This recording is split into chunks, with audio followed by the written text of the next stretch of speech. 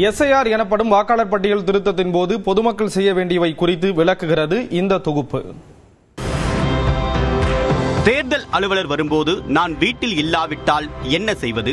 அலுவலர்கள் உங்கள் வீட்டிற்கு 3 முறை வருவார்கள். முதல் முறை வரும்போது வீட்டில் நீங்கள் இல்லாவிட்டாலும் படிவத்தை வைத்துவிட்டு செல்வார்கள்.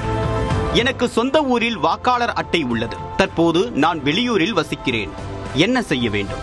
வாக்காளர் அடையாள அட்டை உள்ள பகுதியில்தான் படிவத்தை பூர்த்தி செய்து கொடுக்க வேண்டும். இல்லை என்றால் பட்டியலிலிருந்து நீக்கப்படுவீர்கள். எனக்கு 2 இடங்களில் வாக்காளர் பட்டியலில் பெயர் உள்ளது.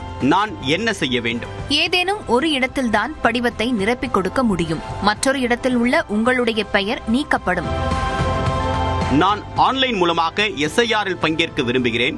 வீட்டிற்கு வந்து அலுவலர்கள் தரக்கூடிய படிவத்தை வாங்க வேண்டுமா வேண்டாமா? நீங்கள் இணையதளம் மூலமாக எஸ்ஐஆரில் பங்கேற்றாலும் அதனை சரிபார்க்கும் பணியில் வாக்குச்சாவடி அலுவலர் ஈடுபடுவார்.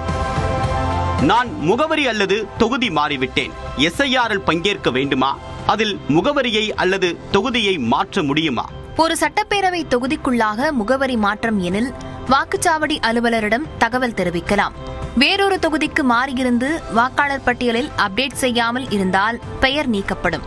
வரைவு வாக்காளர் பட்டியல் வெளியான பின்பு படிவம் 6 பூர்த்தி செய்து இணைய வேண்டும். நான் புதிய புகைப்படத்தை அளிக்க வேண்டியது அவசியமா? ஆம், வீட்டுக்கு வரும் அலுவலரிடம் படிவத்தில் புதிய புகைப்படத்தை இணைத்து அளிக்க வேண்டும். படிவத்தை வாங்கிய ஊரில்தான் அதனை பூர்த்தி செய்து வழங்க வேண்டுமா?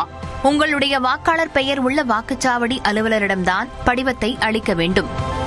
யாரெல்லாம் இந்த பட்டியலில் இருந்து நீக்கப்பட வாய்ப்புள்ளது? சம்பந்தப்பட்ட முகவரியில் இல்லாதவர்கள், முகவரி மாறியவர்கள், இறந்தவர்கள் வாக்காளர் பட்டியலிலிருந்து நீக்கப்படுவர்.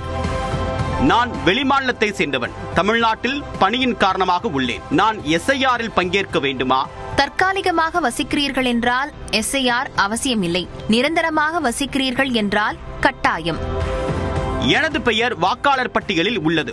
நான் படிவத்தை பூர்த்தி செய்து தரவில்லை என்றால் என்ன நடக்கும்? உங்களது பெயர் பட்டியலிலிருந்து நீக்கப்படும்.